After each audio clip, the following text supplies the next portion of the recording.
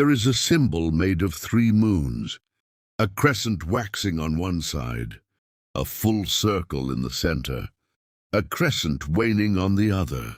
It represents something almost every major world religion eventually tried to suppress, replace, or erase entirely. The idea that divine power could be female, not singular, not static, but moving through 3 distinct complete phases, exactly the way every woman who has ever lived moves through her own life. This is the symbol of the triple goddess, Maiden, Mother, and Crone, and the story of how it was systematically removed from mainstream religious memory and then deliberately reclaimed is one of the most revealing stories in the history of symbols.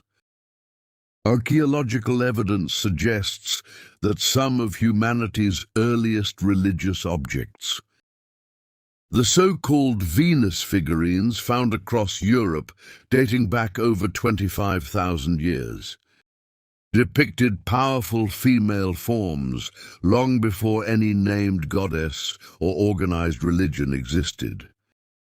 Across nearly every ancient culture that left written or carved records, deities were not exclusively male. Mesopotamia worshipped Inanna. Egypt worshipped Isis.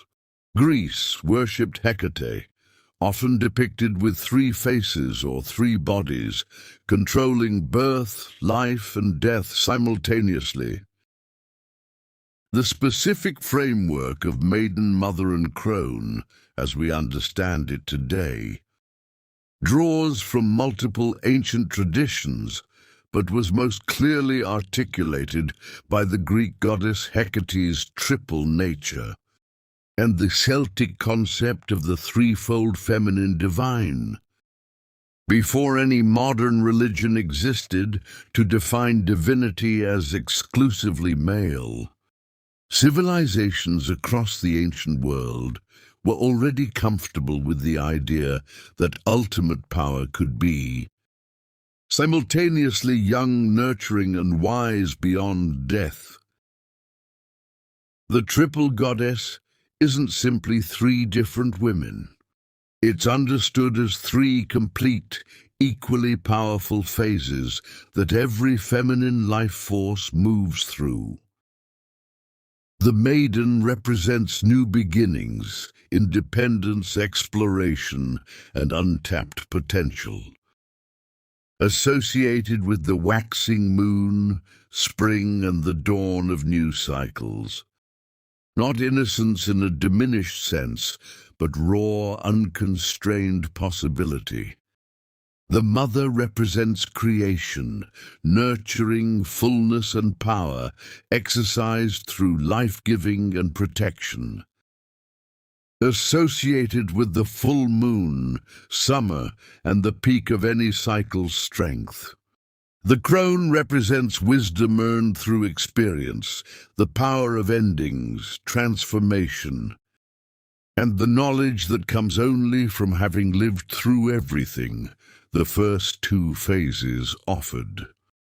Associated with the waning moon, winter, and the necessary completion of cycles. Critically, in pre-Christian traditions, the Crone was not feared or diminished. She was often the most powerful and respected of the 3. The keeper of death's wisdom, the one who understood endings well enough to guide others through them without fear. Here is where the history turns genuinely uncomfortable. As patriarchal monotheistic religions spread across Europe and the Middle East, the triple goddess framework faced systematic suppression, not through simple replacement, but through something more psychologically calculated. The Maiden archetype survived, transformed into figures like the Virgin Mary, stripped specifically of independent sexuality and reframed entirely around purity and obedience.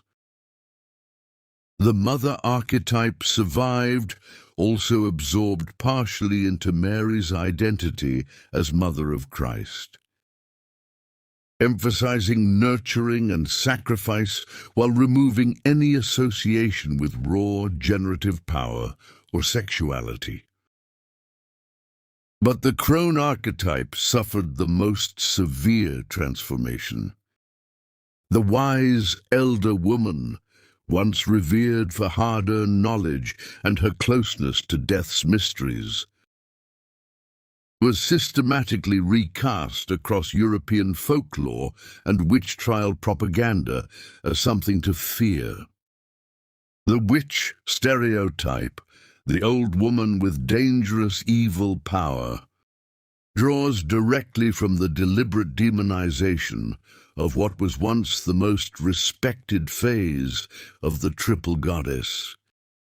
Historians studying the witch trials note that elderly, postmenopausal women, no longer fitting neatly into the maiden or mother roles deemed acceptable, were disproportionately targeted as suspected witches across Europe between the 15th and 18th centuries. This isn't just an academic history lesson. It has measurable psychological consequences that persist today.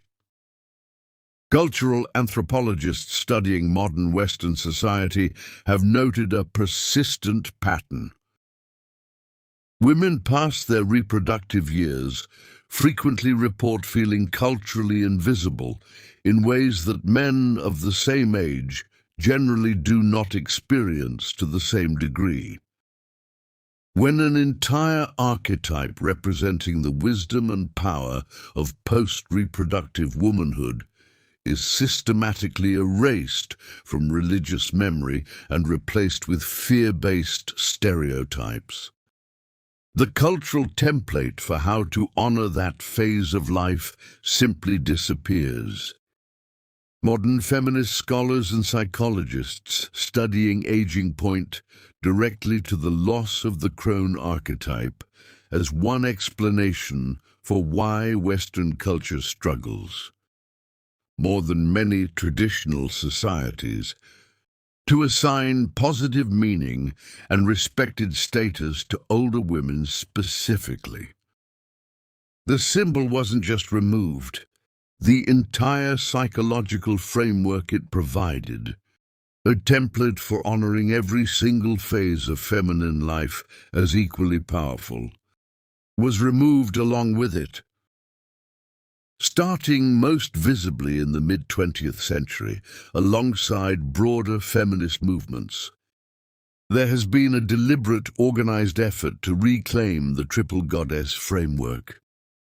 Modern Wiccan and pagan traditions explicitly center the Maiden Mother Crone framework as core theology, deliberately restoring the Crone to her original position of respect rather than fear.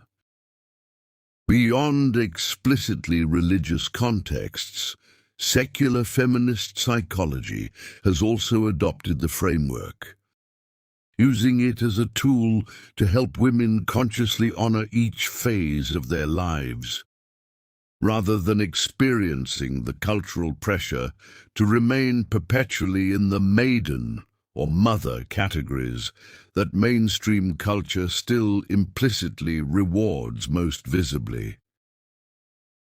This reclamation isn't simply nostalgic. It's a direct, documented response to a specific historical erasure, an attempt to restore a psychological and spiritual framework that was deliberately dismantled centuries ago. The triple goddess is consistently represented through lunar imagery, waxing crescent, full circle, waning crescent, and this connection isn't simply poetic.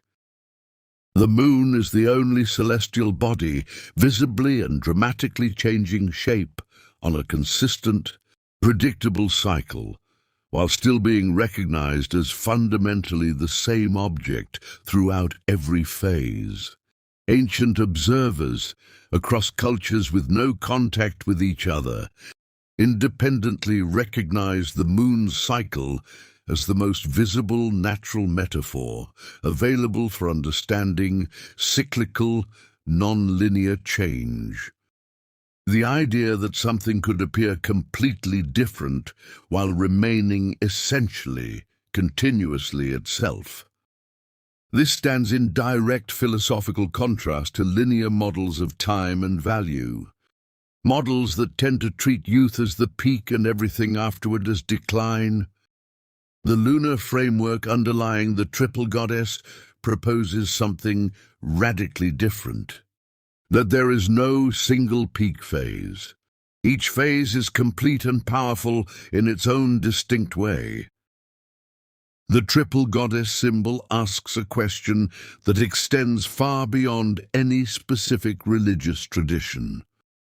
What would it mean to genuinely believe, not just intellectually, but culturally and psychologically, that every phase of a life carries its own complete form of power?